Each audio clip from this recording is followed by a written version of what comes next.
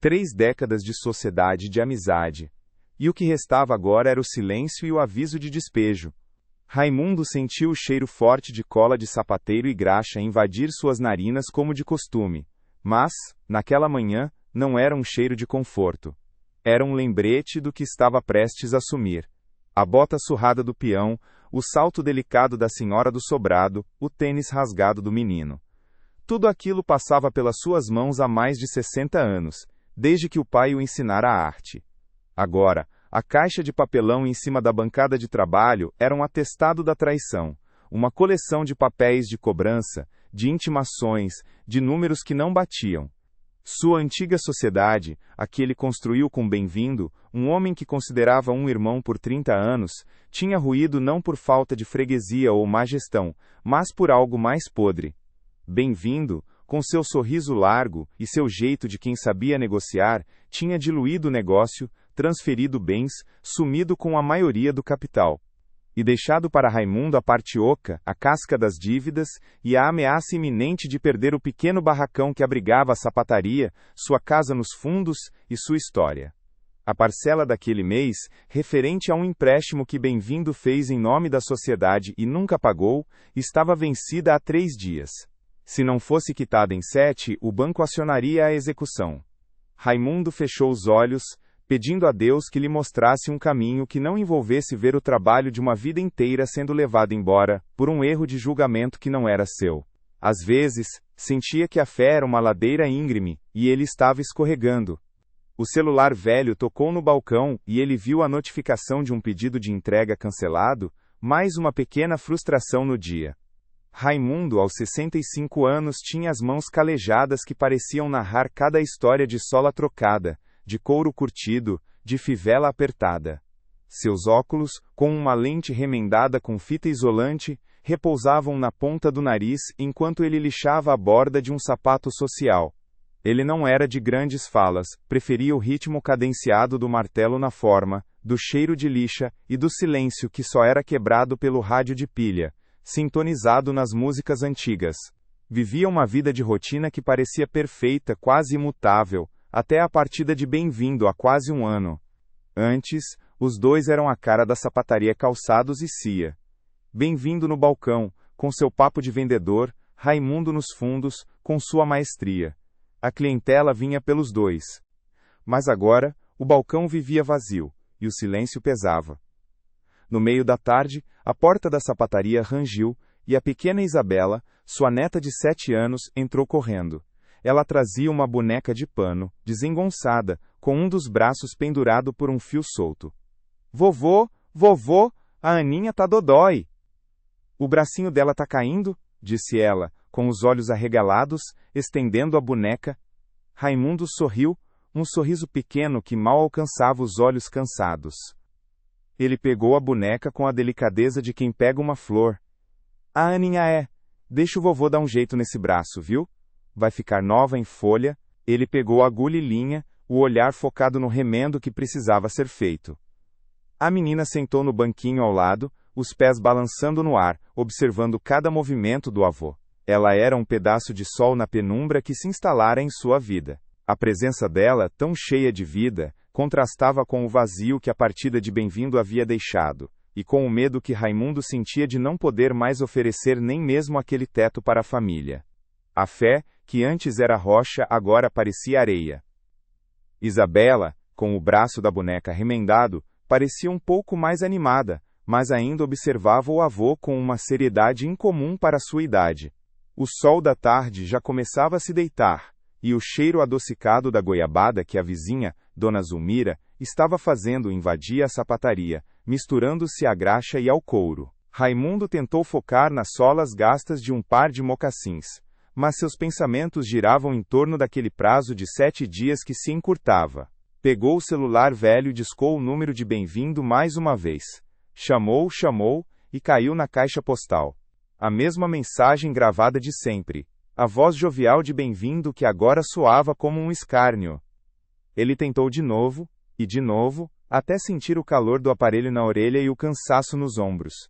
Era como tentar aparar uma sombra. Isabela, que brincava com os próprios pés no banquinho, parou de repente. Vovô, Ela disse, a voz pequena, a loja está vazia. Onde está o riso do bem-vindo? Raimundo parou de lixar, o coração apertado. A menina, na sua inocência, tinha tocado numa ferida, que ele tentava ignorar. Não era só o dinheiro, não era só o barracão. Era a falta daquele barulho que bem-vindo trazia, da vida que ele parecia infundir no lugar, ainda que fosse um riso que escondia um punhal. Ele suspirou. O bem-vindo está ocupado, minha filha, respondeu, a voz mais rouca do que queria. Ele sabia que estava mentindo para ela, e de certa forma, para si mesmo. A verdade era que o riso de bem-vindo agora, só ecoava no seu peito como um som oco. A gente confunde a falta do que se tinha com o peso do que nunca foi. E fica preso na nostalgia de uma coisa que só existiu na nossa cabeça. Raimundo passou a mão pelos cabelos grisalhos. A noite chegou, e ele continuou na bancada, remendando o mesmo par de mocassins, mas sem o foco de antes. Cada martelada parecia ecoar o aviso do banco. Ele pegou a caixa de papelão, os documentos amarelados. Contratos, extratos, promessas. Tentou entender os termos jurídicos, os juros, as cláusulas. Sua fé, que era para ser um porto seguro, balançava como um barco em tempestade.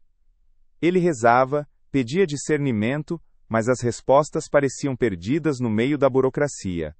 O sono não vinha. Pensava em Isabela, em sua filha, que um dia esperaria um teto e um futuro. Sentia o peso da responsabilidade, e a humilhação de ter sido ludibriado por alguém que chamava de irmão. Aquele sentimento pegajoso de ter sido bobo, ingênuo. Ele sabia que bem-vindo era o cara do balcão, o que falava, o que resolvia, mas nunca imaginou que a resolução seria uma dissolução tão destrutiva. A cada documento que lia, a cada termo que não entendia, sentia a esperança diminuir. Ele precisava de uma luz, mas só via a escuridão dos números em vermelho. A sapataria, seu templo de trabalho e memória, parecia encolher ao redor dele, sufocando-o com seu próprio cheiro familiar. Na manhã seguinte, o cansaço estava marcado em seu rosto, mas o ritmo da sapataria não permitia pausas. O rádio de pilha murmurava uma canção antiga que falava de um amor perdido, e ele tentava se concentrar em um sapato de verniz que precisava de um polimento especial. A porta rangia com a entrada de um carteiro. Seu Raimundo? Perguntou o homem, estendendo um envelope pardo pesado. Raimundo, sem tirar os óculos do nariz, pegou o envelope. Não era do banco. O timbre era de um escritório de advocacia, que ele nunca tinha ouvido falar. O carteiro se despediu com um bom dia apressado. Raimundo sentiu um calafrio. Mais uma intimação, mais uma dívida. Ele abriu o envelope com as mãos um pouco trêmulas. Não era um papel, mas um maço de folhas. A primeira, timbrada, começava com o prezado senhor Raimundo Alves da Silva. Ele passou os olhos pela carta. Não era sobre sua dívida, ou pelo menos não diretamente. Era uma comunicação de um escritório de advocacia em São Paulo, representando um grupo de empresários. O nome de Bem-vindo Ribeiro da Costa saltou aos seus olhos. Nosso escritório está coletando informações e evidências para uma ação coletiva contra o senhor Bem-vindo Ribeiro da Costa, por práticas de gestão fraudulenta e desvio de capital em diversas sociedades. Temos informações de que o senhor foi parceiro comercial do senhor Bem-vindo na Calçados e Cia, e pode ter sido vítima de um esquema similar ao que lesou nossos clientes. Há verdades que demoram uma vida para chegar, e quando chegam não batem na porta, arrombam a gente por dentro. Raimundo leu e releu a carta. Bem-vindo não tinha feito isso só com ele. Não era um erro pessoal, uma falha de julgamento em uma amizade que ele prezava. Era um padrão. Um esquema. A carta continuava, pedindo que ele entrasse em contato, se possível, com todos os documentos que tivessem posse relativos à sociedade com Bem-vindo. A caixa de papelão na bancada, antes um símbolo de sua ruína e traição, agora parecia ter um novo propósito. Não era só a história de Raimundo que estava ali, mas a de outros também. Ele não estava sozinho. Não era apenas um homem velho ludibriado por um amigo. Era parte de algo maior, de uma teia tecida por Bem-vindo. A raiva que sentia não era só de si mesmo por ter confiado, mas uma indignação justa, que unia o pessoal ao coletivo. Olhou para a bota surrada na mão, e depois para a carta. A agulha e a linha podiam consertar um sapato, Mas para essa situação, talvez a única cola forte o suficiente viesse de outros lados. Ele pegou a caixa de papelão, mas desta vez, não com desespero, e sim com uma estranha sensação de que, enfim, algo poderia ser desvendado. A caixa de papelão, antes um monte de lixo burocrático, virou seu mapa. Raimundo passou os dias seguintes debruçado sobre ela, revirando cada papel, cada extrato, cada contrato assinado por Bem-vindo. Seus dedos calejados, acostumados à textura do couro, agora esquadrinhavam a fragilidade do papel, buscando a linha que ligava seu prejuízo ao de outros. Ligou para o escritório de advocacia em São Paulo. A voz do outro lado era profissional, distante, mas confirmava o que a carta dizia. A Calçados e Cia era apenas uma entre as muitas teias que Bem-vindo tinha tecido. Os primeiros dias foram de uma esperança minguante. A papelada era confusa, os termos legais, um emaranhado. Ele se sentava à sua bancada, os óculos na ponta do nariz, e sentia a mesma fadiga que sentia ao lixar uma sola muito gasta. Tentava ler, mas as letras pareciam dançar, zombando de sua falta de instrução formal. O prazo do banco ainda pesava, e a cada ligação que fazia, cada o senhor precisa aguardar que ouvia, a certeza de que havia um caminho se esvaía. À noite, o silêncio da sapataria virava um poço de angústia. Pensava que, talvez, a carta tivesse sido apenas uma miragem, mais um golpe do destino para acender uma chama e depois apagá-la brutalmente. Que adiantava saber que Bem-vindo era um bandido para outros também, se seu próprio teto ainda estava por um fio? Sentiu a tristeza profunda se arrastar novamente, quase uma recaída ao estado de letargia em que se encontrava antes. Certa manhã, enquanto tomava seu café com pão na sapataria, Isabela o encontrou com um extrato na mão, os olhos fixos em números que pareciam multiplicadores de sua dor. Vovô, você tá triste de novo? Perguntou ela, a voz fina. Ele tentou sorrir, mas o canto dos lábios mal se moveu. São só uns papéis, minha flor. Isabela, com a inocência que só uma criança tem, pegou um dos documentos. Olha, vovô, parece um quebra-cabeça. Não dá para montar sozinho, né? Aquelas palavras, tão simples, foram um estalo. Ela estava certa. Não dava para montar sozinho. Ele precisava de ajuda. O próximo passo foi mais difícil. Raimundo, um homem de poucos amigos e ainda menos palavras, começou a conversar com os clientes antigos, aqueles que conheciam Bem-vindo e a história da sapataria. Com cautela, contou sobre a carta. Para sua surpresa, muitos não se chocaram. Bem-vindo sempre teve fama de passar a perna, mas nunca em algo tão grave. Alguns clientes mais novos, que trabalhavam em escritórios, ofereceram-se para ajudar a organizar a papelada, a entender os termos. A sapataria, antes um refúgio silencioso, começou a vibrar com conversas, com uma solidariedade inusitada. Não eram só sapatos que eram reparados ali, mas histórias e conexões. Raimundo percebeu que sua fé, que ele pensava estar escorregando, não era uma ladeira, mas um rio. Tinha momentos de calmaria e momentos de corredeira, mas nunca parava de fluir. Sua oração mudou. Não era mais um pedido por um milagre, mas por força para seguir adiante. Ele não esperava que a justiça caísse do céu, mas que ele pudesse ser o instrumento dela. A maior prova de que a virada estava acontecendo veio da parte menos esperada. O doutor Osvaldo, um advogado aposentado que sempre levava seus sapatos sociais para Raimundo consertar, e que antes apenas conversava sobre futebol e o tempo, começou a sentar-se na bancada ao lado dele, as lentes dos óculos refletindo a luz da pequena lâmpada. Com paciência, o doutor Osvaldo explicou cada termo, cada artigo. Raimundo, esse Bem-vindo não é esperto. Ele é previsível. O modus operandi é sempre o mesmo. Com essa ajuda, Raimundo conseguiu organizar os documentos de uma forma que o escritório de São Paulo considerou essencial para o processo coletivo. O contato do escritório veio algumas semanas depois, não por carta, mas por ligação.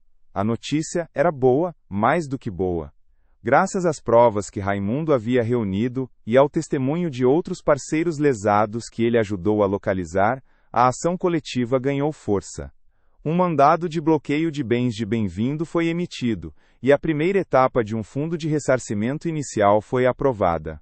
O valor referente ao empréstimo que ameaçava o despejo de Raimundo seria coberto. A pressão do banco sumiu.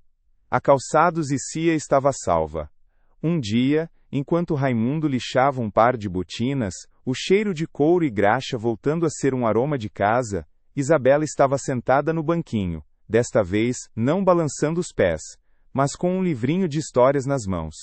Ela não falou nada, apenas observou o avô, mas, na sua expressão, havia algo novo.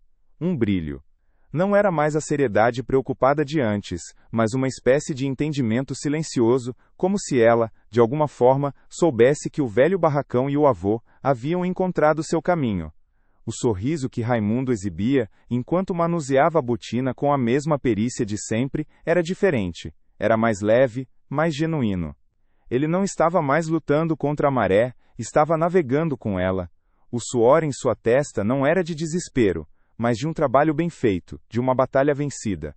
A sapataria, que antes parecia encolher, agora respirava novamente, cheia de vida, de histórias e, o mais importante, de futuro. E foi ali, no meio do cheiro familiar de graxa e couro, que Raimundo entendeu que a verdadeira força não estava em evitar as tempestades, mas em aprender a construir um barco melhor durante elas. A sapataria, afinal, era mais do que um negócio. Era um ponto de encontro, um porto, um lugar onde a vida se remendava, às vezes um sapato, às vezes um coração. Ele não precisou de um tesouro escondido, nem de um golpe de sorte. A riqueza estava na capacidade de enxergar além da dor, de buscar apoio, de permitir que a própria história se tornasse um guia para outros. Sua virada não foi apenas financeira, foi uma descoberta de que a confiança, uma vez quebrada, pode ser reconstruída de uma forma mais sólida, quando se tem a coragem de pedir e aceitar ajuda. Se você já sentiu o peso da deslealdade de alguém que considerava família, se já se viu diante de um problema que parecia maior que suas forças, mas encontrou uma maneira de se reerguer, escreve aqui embaixo o que te deu ânimo para continuar.